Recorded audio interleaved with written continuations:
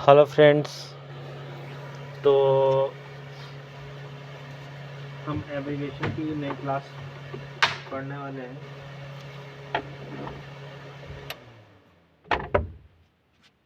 तो मैंने एक नया सेटअप किया है। सेटअप के बाद मैं देख रहा हूँ कि वीडियोस कैसी आ रही हैं। मैंने ऊपर का जो बोर्ड था उसको नीचे कर दिया है, क्योंकि मुझे थोड़ा चलने में थोड़ा आसानी रहे। और उससे क्या होगा कि वीडियोस चल रही है ना, आई थिंक इसी को रिकॉर्ड तो हो ही रही है। रिकॉर्ड हो रही है, दिखाई तो नहीं दे रहा है, बट हाँ रिकॉर्डिंग चल रही है। ओके। यहाँ पे लास्ट टाइम मैंने एब्रीवेशंस की एक क्लास शुरू की थी। तो HVAC एब्रीवेशंस करके जो सारी थी, तो उसमें मैंने सोचा था कि क्या क्या है वो, और सारी चीज़ें समझाई थी मैंने। तो उसको हम आगे लेके चलेंगे। और ऐसे जैसे कि अगर तुम किसी को अगर शॉर्ट फॉर्म में चाहिए होगा, ठीक है, तो वो भी मिल जाएगा। और अगर फुल फॉर्म में चाहिए होगा तो वो भी मिल जाएगा। तो ऐसा कुछ है नहीं। एक्चुअली में जो मैंने कुछ क्या क्या कहते हैं, जो मैंने शुरू किया था सीरीज़, उस सीरीज़ में सबसे बड़ी प्रॉब्लम आ रही थी कि लोग इंटरेस्ट नहीं ले रहे थे। तो उसकी वजह से बड़ी दिक्कत आ रही थी कि बहुत कम व्यूज़ थे। जब मैंने एब्रीवेशंस की वीडियो डाली तो व्यूज़ जो है वो ज़्यादा आए हैं। तो उसको लेके मैं चाह रहा था कि एब्रीवेशंस की वीडियो डालूं। तो अब जानेंगे हम एब्रीवेशंस में। मैंने मैक्सिमम तो मैंने पढ़ा दिया है, पर यहाँ से डी के बारे में जानेंगे कि डी से एक आता है डीसी करंट के बारे में जानेंगे। कि मैंने डस्टर ले आया हूँ, देखिए। ये मस्त डस्टर में लेके आ गया। तो डीसी करंट के बारे में जानेंगे। डीसी करंट क्या होता है? ये एक तरह का इलेक्ट्रिकल करंट है जिसमें वन डायरेक्शन की फ्लो होता है। सिर्फ वन डायरेक्शन का फ्लो होता है। आपको बस यही बोलना है। मैं देख लेता हूँ कि ये जो है वीडियोस तो आ रही है ना। ओके, एक बार इसको सीधा, ओके, ये मैंने लिखा है डीसी करंट। नीचे का बैकग्राउंड कितना आ रहा है? एक मिनट, थोड़ा एडजस्ट कर लेते हैं। हाँ, ठीक है। तो ठीक है, इतना वीडियोस शूट करने में थोड़ी दिक्कत हो रही है, but I am try to my best कि अच्छे से सारी वीडियोस जाएं। तो जो वो डीसी के अंदर क्या है कि वन करंट डायरेक्शंस होंगी। तो एक टर्म आता है डैम्पर। तो डैम्पर वर्ड जो है, इसको मैंने बहुत बार समझाया है। डैम्पर वर्ड आपने मेरी वीडियोस में फोटोज के साथ देखा होगा। तो डैम्पर का क्या काम होता है? ये जो पाया जाता है जंक्शन पॉइंट ऑफ डक्ट में। जब भी आपको डैम्पर के बारे में पूछा जाए तो आपको यही बोलना है कि ये जो है junction point of duct duct में पाए जाएंगे, किसी भी जंक्शन पॉइंट के डक्ट में पाए जाएंगे, ठीक है। और जो शीट, मेटेलिक शीट्स जो होती है ये क्या करती हैं, ओपन और क्लोज करती हैं और एयर फ्लो को उस एरिया में, एयर फ्लो का जो उस एरिया में रेगुलेट करती हैं, या हम ये कह सकते हैं कि कंट्रोल करती है फ्लो ऑफ एयर उस एरिया का। रेगुलेट भी कह सकते हैं, तो मैक्सिमम क्या कह सकते हैं, कंट्रोल करती हैं। कैसे? ओपन करती हैं एंड क्लोज करती हैं अपने प्लेट को। ओके, तो उसको कहते हैं डैम्पर, ठीक है। अब आते हैं, एक आता है डिग्री डे। डिग्री डे बहुत ही इंपॉर्टेंट टर्म है, डिग्री डे। सो मैं एक बार देख लेता हूँ कि ये आ रहा है कि नहीं आ रहा है सही तरीके से। हाँ, तो आ रहा है, ऊपर में थोड़ी लाइटिंग आ रही है, सो उसके लिए कोई चिंता नहीं करना है। ये क्या होता है, डिग्री डे जो है वो एवरेज आउटडोर का जो टेम्परेचर है एरिया का, ठीक है, उसको माइनस कर देते हैं 65 फ़ारेनहाइट से, ठीक है। और ये जो है मेजरमेंट जो यूज़ किया जाता है, वो यूज़ किया जाता है कि कितनी हीटिंग या कूलिंग जो है एक बिल्डिंग को नीड होती है, उसी को कहते हैं डिग्री डे। इसका कैलकुलेट करने का तरीका है कि सब्ट्रैक्टिंग जो है, सब्ट्रैक्टिंग के माइनस को सब्ट्रैक्टिंग जो है यहाँ पे एवरेज, एवरेज मैं बड़ा बड़ा लिख रहा हूं, ठीक है।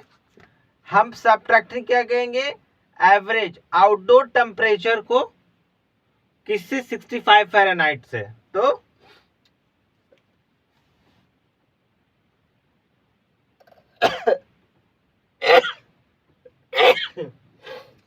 Average temperature of outdoor, outdoor -60, तो this is the degree day, ठीक है। तो ये एस्टिमेट करता है कि amount of heating and cooling जो है कितना रिक्वायर्ड है। So this is a very important for degree day.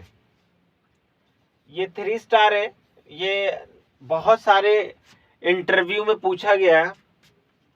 Interview का क्वेश्चन है, what is degree day. So this help to find out कि कितना टेम्परेचर चाहिए किस चीज को, किसी भी हीटिंग या कूलिंग सिस्टम लगाने के लिए, कहाँ, बिल्डिंग में। Okay, so this is a very important for degree day. So बहुत सारे ये सारे क्वेश्चंस इंटरव्यू में आते हैं, सारे क्वेश्चन आते हैं, पूछ देता है डैम्पर क्या है, डिग्री डे क्या है, ठीक है। और ह्यूमिडिफायर पूछता है कि ह्यूमिडिफायर का फंक्शन बताओ, ठीक है। ह्यूमिडिफायर कहाँ लगता है, क्या करता है। सो ह्यूमिडिफायर क्या होता है, वो डिवाइस होता है जो रिमूव करता है क्या चीज को, ह्यूमिडिटी को, मॉइस्चर को एंड एयर से। कहाँ से, जो रिमूव करता है, ठीक है। क्या करता है, रिमूव ह्यूमिडिटी को। ह्यूमिडिफायर क्या है, रिमूव करता है ह्यूमिडिटी को, ह्यूमिडिटी को कहाँ से, कहाँ से, एयर से, ठीक है। अब मैं एक बार देख लेता हूँ कि कितनी आ रही है, कितनी नहीं आ रही है। सो आ रही है, मैंने नीचे बेस पे रखा है कि थोड़ा मुझे चलने में आसानी रहे और मैं समझा भी पाऊँ, क्योंकि नीचे बेड लगा हुआ है और उसी पे रखा हूँ मैं। बस समझो कि जुगाड़ सिस्टम से चल रहा है। तो क्या है, ह्यूमिडिफायर क्या करता है, ह्यूमिडिटी को अगर मान लो कि ह्यूमिडिटी नहीं है तो हम इसको कह सकते हैं मॉइस्चर, ठीक है। इसको वर्ड कह सकते हैं मॉइस्चर भी। तो मॉइस्चर को क्या करता है, यहाँ पे अगर ज्यादा कुछ नहीं समझ में आ रही है तो यहाँ पे MOISTUR है, सो मैं थोड़ा इस तरह रनिंग लिखता हूँ क्योंकि अंडरस्टैंड रहता है कि भाई मैं क्या करता हूँ। सो ये डिह्यूमिडिफायर का सीधा सवाल का जवाब देना है कि ये रिमूव करता है क्या, ह्यूमिडिटी को और मॉइस्चर को फ्रॉम एयर से। सो this is a very important. ये भी आता है बहुत बार, आपने भी इंटरव्यू दिया होगा, पूछ लेते हैं डिह्यूमिडिफायर क्या है। मैंने जो कोर्स शुरू किया ना, तो उस कोर्स को लोगों ने पसंद ही नहीं किया। 2-3 इस तरीके से आ रहे थे व्यूज। तो फिर मैंने सोचा कि यार मैं बड़ा परेशान कि मैं क्या करूं। मैं तो 3 दिन तक तो वीडियोस भी नहीं बनाया। सो दिस इज कि अगर आप देखोगे नहीं, समझोगे नहीं, तो फिर बड़ी परेशानी होगी कि मुझे भी थोड़ा इंटरेस्ट। तो ये जो सेक्शन है, ये सेक्शन तो लोग देख रहे हैं, बहुत तेजी से देख रहे हैं। मैंने देखा है कि लोगों को बड़ा इंटरेस्ट आ रहा, और लोगों ने देखा भी है बहुत अच्छे से। सो मैंने सोचा कि इसी सेक्शन को पूरा करते हैं, क्योंकि अगर आपको इसी सेक्शन से जानना है तो मैं इसी सेक्शन को पूरा कर दूंगा, ऐसा कुछ नहीं है। सो दूसरा आता है हमारा डिफ्यूज़र। ठीक है, डिह्यूमिडिफायर हो गया। सो हमें पता होना चाहिए, मैंने सारी इनकी फोटोज हैं, इनकी वीडियोज है, मेरी वीडियोज में जाके 70 या 1 लाख से ऊपर व्यूज हैं। उसमें जाके सारी वीडियोस फोटो देख सकते हो, जिन्होंने नहीं देखा है। तो क्रिएटिव हेल्प 70 क्वेश्चन करके मैंने बनाया था। सो वहां पे मैंने फोटोज लगाए थे। अब आता है एक diffuser. So what is the function of diffuser damper, तो टोटली डिफरेंस ही बताया है। तो डिफ्यूजर क्या करता है, वो एक ग्रिल होता है, और वो क्या है, ग्रिल सिस्टम लगाते हैं हम कहाँ पे, एयर सप्लाई में लगाते हैं।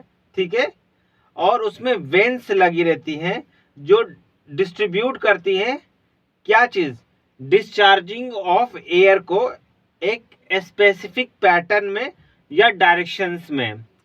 ठीक है, मतलब डिफ्यूजर क्या करता है, एक ग्रिल सिस्टम होता है जो सप्लाई एयर पे लगाया जाता है, जिसमें वेंस लगी होती हैं। ठीक है, जो डिस्ट्रीब्यूशन का काम करता है, किस चीज का काम करता है, discharging of air in specific pattern and directions. तो आपको जो नहीं समझ में आ रहा है कि मतलब डिफ्यूजर क्या है, तो मैं मोटा मोटी यहाँ पे बता दे रहा हूँ कि इस तरीके का एक पैटर्न होता है। ठीक है, मेरी फोटोज जाके देख लेना। ठीक है, तो ये हम लगाते हैं एक डायरेक्शंस में, एक वन स्पेसिफिक डायरेक्शंस में। ठीक है, अपनी एयर को डिस्ट्रीब्यूट करने के लिए जब भी हम लगाएंगे तो यहाँ पे सप्लाई एयर में लगाएंगे, सप्लाई डक्ट में। ठीक है, एक डायरेक्शंस में, अगर एक पैटर्न में ओके, एक पैटर्न में या एक डायरेक्शंस में।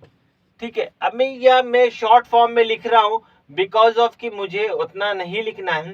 तो ये एक पैटर्न में और एक डायरेक्शंस में जब एयर को फ्लो करता है एक स्पेसिफिक जोन में, ये जोन है, और मैंने एक डिफ्यूजर लगा दिया है। ठीक है, ये हमेशा सप्लाई डक्ट में लगेगा और विथ वेंस लगता है। तो मान लो कि ये डिफ्यूजर है मेरा, तो एक पैटर्न में ये डिफ्यूजर की वेंस रहती हैं। ठीक है, तो इस पैटर्न में यहां से वो एयर जो है देखो देगा। ठीक है, और डैम्पर क्या करता है, डैम्पर जो होता है वो करता है, इस तरह की ब्लेड्स होती है उसमें, जो वो ओपन करता है और बंद करता है। सो दिस इज, मैंने सारी को समझा रखा है। सो मुझे नहीं लगता है कि this is right time to explain. अगर आपको चाहिए होगा, किसी को भी अगर ज़रूरत है, इन सब चीज़ों को नहीं समझ में आ रहा, तो मेरी वीडियोस जाके देख ले। सो मेरे यहाँ पे बेसिकली इन टर्म्स को सही से बताना है जो आप इंटरव्यूज में काम आ सके। तो एक आता है DEO। सो DEO क्या होता है, ये मत समझा डायरेक्टर ऑफ एजुकेशन नहीं होता है। ठीक है, DEO जो होता है, this is a very important term. इसको कहते हैं department of energy. Department of energy. Okay, so this is a very important, department of energy को डीओ कहते हैं। डाउन फ्लो फर्नेस आता है। डाउन फ्लो फर्नेस क्या होता है? एक ऐसा फर्नेस विथ जो ये इनटेक होता है उसका, जो ऑन द टॉप होता है, और जो एयर डिस्चार्ज होता है वो बॉटम पे होता है। ठीक है, तो एक टर्म आता है डाउन फ्लो फर्नेस। ठीक है, तो ये जो है हम करते हैं, तो ये जहाँ पे मैंने अभी मैं एक वीडियोस देख रहा था जिसमें फ्लोर को पूरा का पूरा हीटिंग किया जाता है और उस पर टेम्परेचर, वो जापान की थी, तो वो सारी चीज़ें मैं बताऊंगा कि किस तरीके से उसके अंदर फ्लोरिंग की जाती है, हीटिंग की जाती है। वो सारी वीडियोस में मैं लाने वाला हूँ, टेम्परेचर कंट्रोल कैसे करते हैं। सो वो मैं वीडियोस देख रहा था, सो मुझे समझ में आ गया था कि ये क्या है। सो यहाँ पे हम जानेंगे क्या है down flow furnace. So down flow furnace जो है, जो डाउन फ्लो फर्नेस है, ठीक है, डाउन फ्लो फर्नेस में क्या होता है मैंने बताया, जो इनटेक होता है ऑन द टॉप होता है और जो एयर डिस्चार्ज होता है वो बॉटम पे होता है। ठीक है, तो ये है, ये इतना इंपॉर्टेंट नहीं है। एक ऐसा फर्नेस, ठीक है, एक ऐसा फर्नेस, ठीक है, फर्नेस, एक ऐसा फर्नेस। ठीक है, ये मैं थोड़ा फास्ट लिख देता हूँ, मैं थोड़ा साफ लिख देता हूँ। एक ऐसा फर्नेस, ठीक है, जिस फर्नेस का इनटेक जो है, इनटेक जो है वो टॉप पे है और डिस्चार्ज जो है, डिस्चार्ज जो होता है वो बॉटम पे होता है। ठीक है, so this is a very important, not so much important but okay, you have to know about that. अब आता है dry bulb temperature. So this is very very important. बहुत बार इंडिया में तो ये पूछते ही पूछते हैं, किसी भी कंपनी में चले जाओ ड्राई बल्ब टेम्परेचर पूछते ही पूछते हैं, क्योंकि this is the basics. Okay, so dry bulb temperature क्या होता है? एक ऐसा टेम्परेचर जो विदाउट ह्यूमिडिटी कंसीडर की जाए। वो कॉटन कॉटन फॉटन का जो चक्कर होता है ना, ये इंजीनियरिंग लैंग्वेज में हम नहीं यूज करते हैं। वो 12th लेवल पे ही यूज करते हैं कि कॉटन लगा लिया, फिर वो टेम्परेचर निकाल लिया, तो टेम्परेचर को वो समझा दिया। So this is for the basics to understand the 12th level student कि उसको क्या है। सो ऐसा टेम्परेचर जो विदाउट ह्यूमिडिटी कंसिडरेशन की जाए। ठीक है, सो temperature temperature should be measured, should, यहाँ पे इसको हटा दो, temperature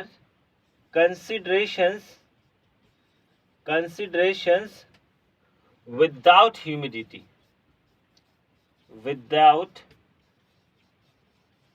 humidity। सो यहाँ पे हो गया।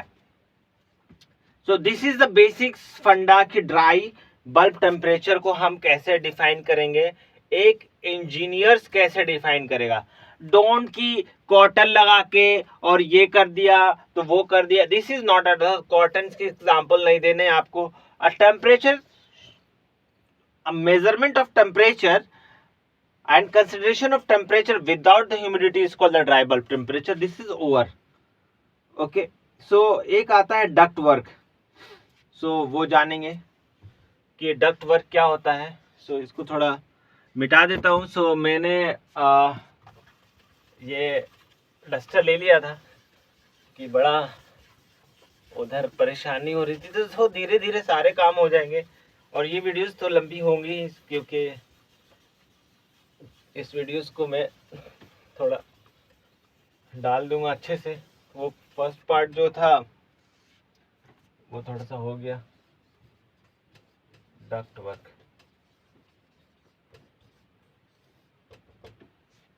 ओके,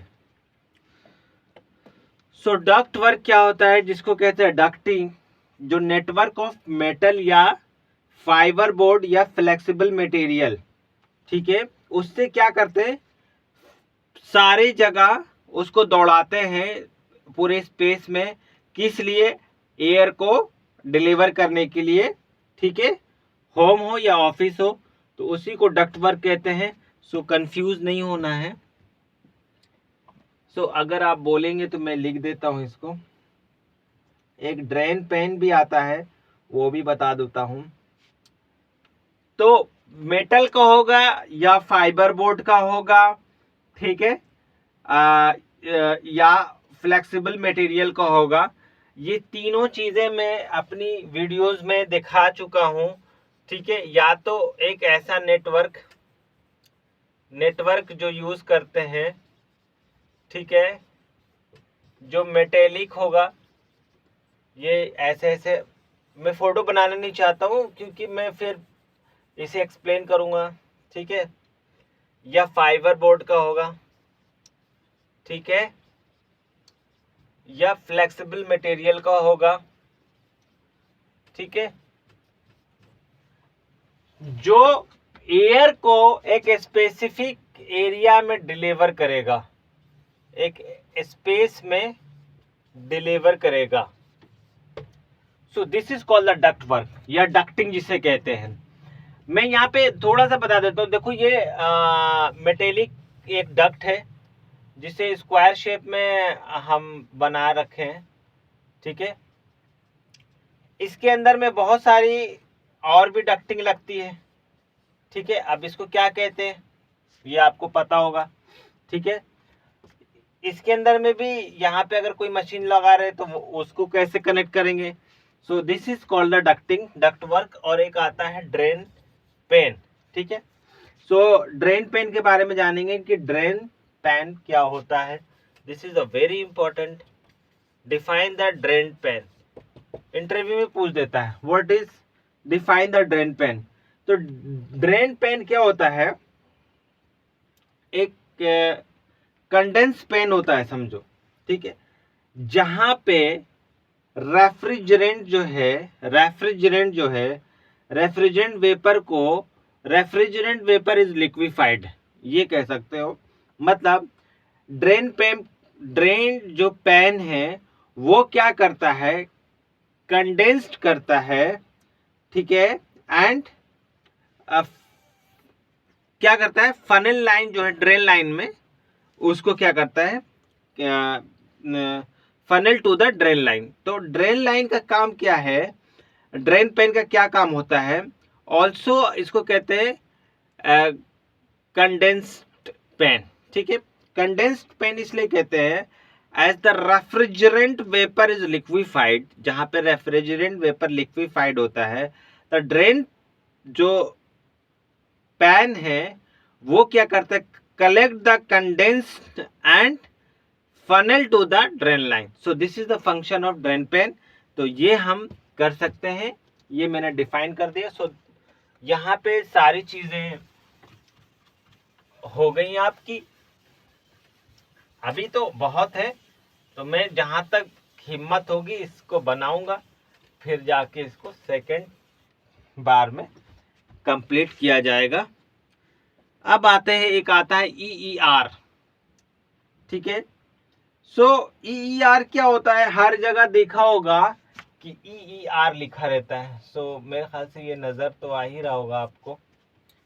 वीडियोस में एक बार देखूंगा कि कैसी वीडियोस बनी है। Okay, so this is called the EER, not a EEP, this is EER। So EER क्या होता है, एनर्जी एफिशिएंसी रेशियो कहते हैं इसको, ठीक है ना। एनर्जी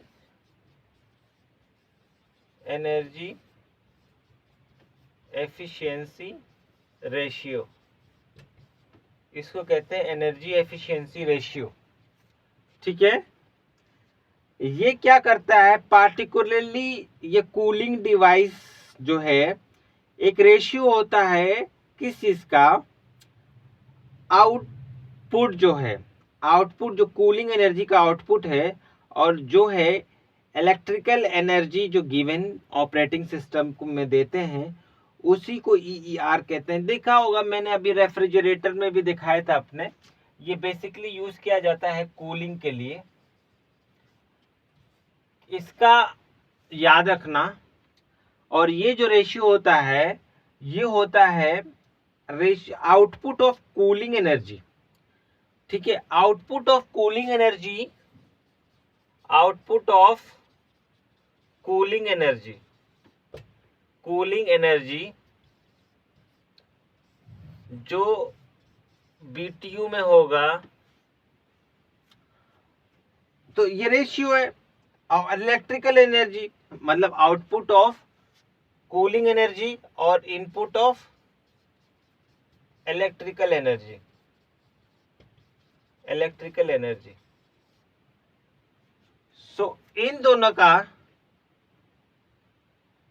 मिश्रण है, मिश्रण नहीं, रेशियो है। अब आते हैं एनर्जी स्टार। एंड अगर आप किसी भी रेफ्रिजरेशन स्टोर में या रेफ्रिजरेशन की किसी भी कंपनी में आप जाते हैं, सो ये 7 स्टार है, ये पूछेगा ही पूछेगा। ठीक है, एक लड़का है, वो ब्लू स्टार में गया था। ठीक है, उससे ये सवाल पूछा गया था, ब्लू स्टार के अंदर काम करने गया था। ये पहला ही सवाल इससे यही पूछा गया था। दूसरा सवाल जो पूछा गया था वो ही बता रहा हूं। दूसरा सवाल पूछा गया था एनर्जी स्टार क्या है। ठीक है, ये एनर्जी स्टार क्या है, ये भी बहुत ज्यादा पूछा जाता है। ज्यादातर इसे बाहर के देश में पूछते हैं। इंडिया में ये पूछा जाता है EER। अब बाहर के देश में जो है वो एनर्जी स्टार पूछते हैं। सो एनर्जी की स्पेलिंग अगर गलत है तो ऐसा नहीं है, ये है। ठीक है, मैं थोड़ा शॉर्ट फॉर्म ही में लिखता हूं। तो एनर्जी स्टार जो है, एनर्जी स्टार जो है ये US इन्वायरमेंटल प्रोटेक्शन एजेंसी है। ठीक है, जो EPA के नाम से मशहूर है। EPA जो है एनर्जी इन्वायरमेंटल प्रोटेक्शन एजेंसी है, जो US में है। वो वॉलेंटरी एक प्रोग्राम चलाती है जो हेल्प करता है बिजनेस को और इंडिविजुअल्स को सेव करने के लिए money and protect our environment को। ठीक है, और थ्रू सुपीरियर एनर्जी एफिशिएंसी से, तो उसी को कहते हैं एनर्जी स्टार। मतलब यूएस में एक एजेंसी है, यहाँ पे एनर्जी है भाई, एनर्जी स्टार। आपको बस इतना कहना है कि इन्वायरमेंटल जो है, इन्वायरमेंटल प्रोटेक्शन एजेंसी है यूएस में, वो यूएस की एजेंसी जो है वो क्या करती है कि बिजनेसमैन और इंडिविजुअल्स के बीच में एक हेल्दी रिलेशन बनाती है और एनर्जी सेव करके मनी को सेव करने का तरीका बताती है। अब मनी जब सेव होगा तो हम एनर्जी सेव करेंगे, इलेक्ट्रिकल एनर्जी।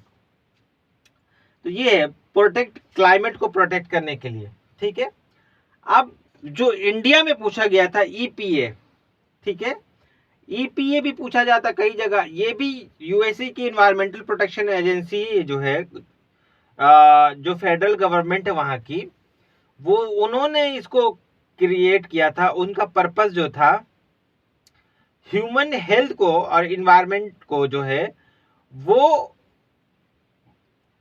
एक इन्फोर्स किया जाए बाय एक लॉ के थ्रू, जो वहां की कांग्रेस ने किया था। ठीक है, वो होता है EPA। EPA जो है, EPA जो है ये एक यहाँ पे जो है EPA जो है ये वहाँ की गवर्नमेंट के थ्रू जो पास किया गया था, वहाँ की जो बाय कांग्रेस के थ्रू, वहाँ की जो गवर्नमेंट है वो कांग्रेस जो है, कांग्रेस के थ्रू जो पास किया था ह्यूमन के जो इन्वायरमेंट को देखने के लिए, जो आपको मैंने समझा दिया। तो यूएस, अगर आपको जानना है तो यह यूएस जो यूनाइटेड स्टेट है, वहाँ की इन्वायरमेंटल प्रोटेक्शन जो एजेंसी है या एजेंसी है जो यूएस फेडरल गवर्नमेंट के थ्रू ये रन किया जाता है। सो उन्होंने जो एक पर्पस था कि ह्यूमन को जो है हमें इन्वायरमेंटल फ्रेंडली बनाना है। So this is the basics. So इतना ज़्यादा इम्पोर्टेंट नहीं है। अब आते हैं एवापोरेटर कूलिंग कॉइल के बारे में जानने के लिए और एक्सपेंशन वाल्व के बारे में जानने के लिए। तो ये this is a very important. तो यहीं तक रखते हैं, फिर उसके बाद है ना मैं इस वीडियोस को अपलोड कर दूंगा, बिकॉज ऑफ कि लोग जो है ना बहुत ज़्यादा देर की वीडियोस देखना पसंद नहीं करते, फिर वो बोर हो जाता है, समझे। अगर वो बड़ी परेशानी है। तो एवोपरेटर कॉइल्स के बारे में जानेंगे। एवोपरेटर कॉइल्स, मेरी थोड़ी इंग्लिश में रफ फास्ट लिख देता हूँ जो मुझे नहीं लिखना चाहिए, ठीक है। थोड़ा अच्छे से सजा के लिख देता हूँ मैं। एवोपरेटर, एवोपरेटर, ठीक है। ये ए है कॉइल, ओके। सो मुझे इसको बारे में बोलना भी मुझे शर्म आ रही है कि मैं क्यों बोल रहा हूँ, फिर भी बोल रहा हूँ। ये इंडोर कॉइल होता है जो क्या करता है, हीट को एब्जॉर्ब करता है एयर से, और क्या करता है, एक्सचेंज करता है किससे, लिक्विड रेफ्रिजरेंट से, और वो क्या करता है, कूलिंग को प्रोसेस करता है। एवापोरेटर कॉइल जो है मैंने इतना समझा रखा है कि मुझे भी शर्म आ रही है इसके बारे में बोलने के लिए। सो अगर किसी को नहीं पता हो तो प्लीज जाके पुरानी वीडियोस देख लो, ठीक है। और एक आता है एक्सपेंशन वॉल्व।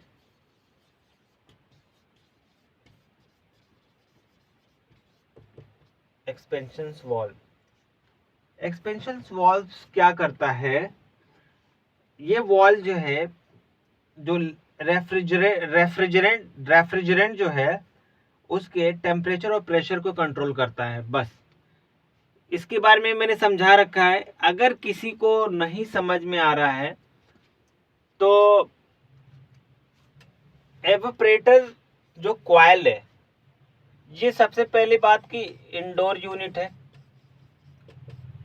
इंडोर कॉइल है या यूनिट है भाईजन। जो घर रूम के अंदर में ये जो लगा रहता है ना, रूम के अंदर में ये प्यारा सा, ये एवापोरेटर कॉइल है। ये क्या करता है, इस रूम की एयर को, जो हीट है, इस हीट को यहाँ टकराती है, ये अपनी एनर्जी को यहाँ पे लॉस करती है, ये इस हीट को लेके जाला जाता है, ठीक है। क्या होता है ये जाके मेरी वीडियोस में देखो, फिर मैं समझा देता हूँ। ये मान लो कि इसका जितना भी टेम्परेचर हो, यहाँ पे गया, यहाँ से ठंडी रेफ्रिजरेंट आई है, रेफ्रिजरेंट यहाँ से हीट को एब्जॉर्ब की है, इसको कूल की है, और इस गर्मी को लेके चली गई है। So this is the basic concept of evaporator coil. और ये क्या करता है, ये टेम्परेचर और प्रेशर को बस कंट्रोल करता है। कैसे करता है, क्या करता है, ये सारी चीजें मैंने बता रखी है, ठीक है। तो यहीं तक इस वीडियोस को रखते हैं। एंड बेसिकली, और मैंने जिनको भी बाकी वीडियोस भी देखना होगे तो वो क्रिएटिव स्टडी मेरी चैनल है।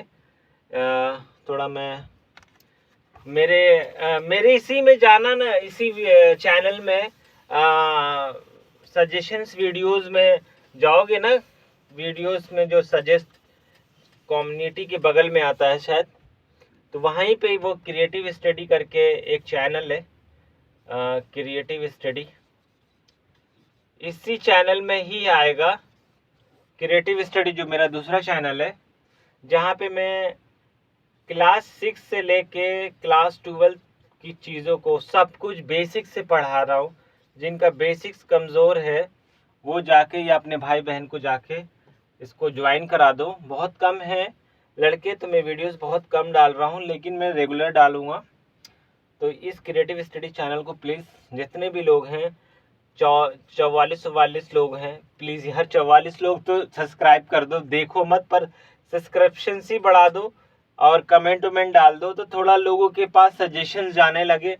तो इसको थोड़ा सा ये कर दो और अपने भाई दोस्त सबको कह दो कि यार प्लीज़ इस चैनल को सब्सक्राइब कर लो और पढ़ो। यहाँ पे आके मैं सारा कुछ पढ़ाने वाला हूँ। यहाँ पे इंग्लिश, हिंदी, ठीक है,